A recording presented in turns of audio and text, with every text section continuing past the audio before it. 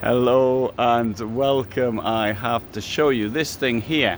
Well, it's a Challenger motorhome, but what's it got? Well, what's unusual about this is that red thing coming into it, that red hose down there. What does that mean? Well, that is, I think, meant to be an electrical supply. It says they're prototype. I got into one the other day and had a look around. It said it was a prototype, and I said, hang on, this is diesel.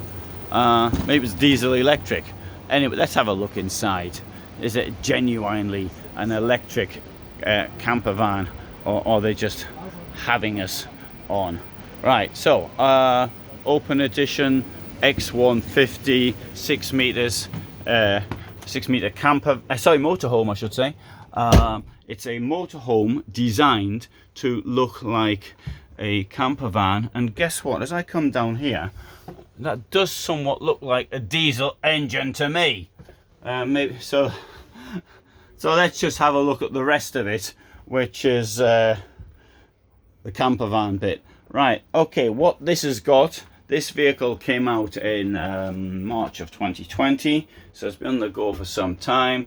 Got this large rear washroom, and there's the shower. Indeed, when it came out, I got my dog to do the review of it, and I'll give you a link to that one because I thought it was quite a good video. Here we've got the there's the sink, and I've got some storage here behind it. Toilet storage here. I quite like this actually. This bit here is a bit like a dressing area even. That's the garage. You've got access to that from the outside as well. And here's the door as well.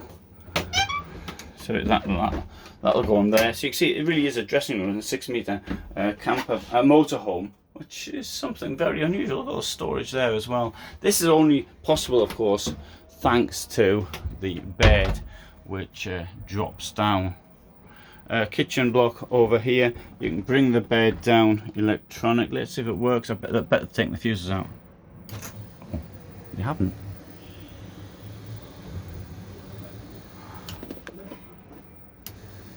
Okay, I'm not going to take it any further down because I didn't take the bars off the table.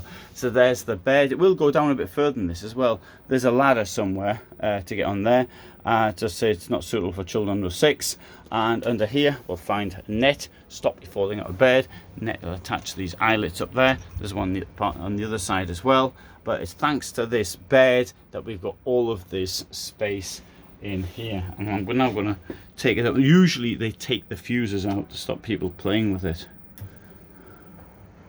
Now when it goes up, you'll see that the lights dim a bit. That's also quite normal because of the power that's needed by the motors,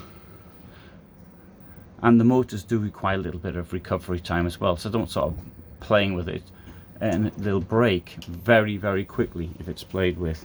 All the same, I mean, that was quite a smooth descent and ascent. Also we've got here, you can see here that you can move the table down, up and down as well, electrically, should you so desire. So it's only 210 centimeters in width, 599 centimeters in length. So it's very compact. It does lend itself probably to being electric because of its comparatively light weight.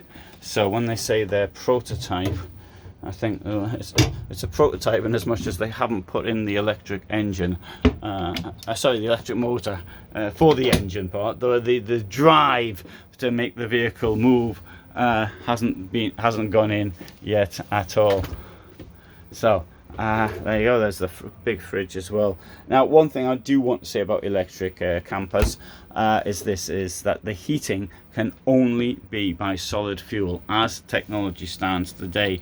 If, for example, I've had mine on to 1 kilowatt an hour. Okay, it mightn't be on all the time, but if at night it's outside, it was like -5.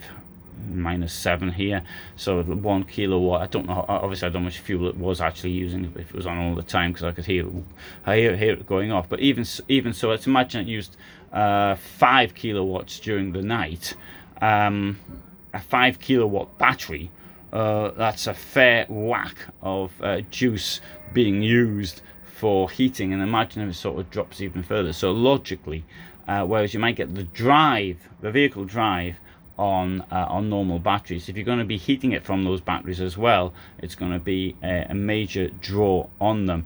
And I've given you there some figures from my own, but there have been times when lots of people may use 2 kilowatts an hour or even 4, or if you use the Truma, it goes up to heater going up to 6 kilowatts an hour. I think that's going to be absolutely roasting inside, but it might be horrendously cold outside, so do please bear that one in mind.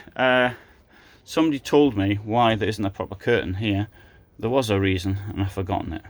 But on this side, not a curtain, but a proper blind. Here's got a proper blind on this side. But there you go, there's the blind, something like that. And something along those lines. Okay, well, I can see that this is an electric van, but maybe they'll do one day. There's a window in the door, and there's somewhere to keep the dog's leads.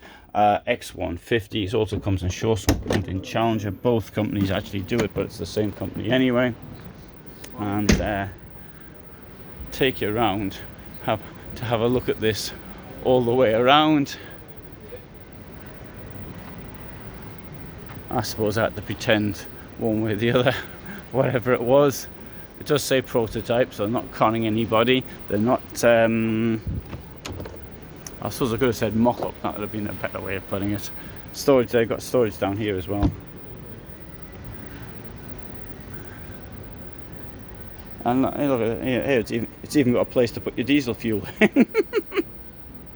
So, all right then, it's a mixed fuel. But that's not electric. Well, I suppose it is, isn't it? I'll put some more details about this in the description. There was a press conference, but which I sort of vaguely heard, but I was doing other things at the time.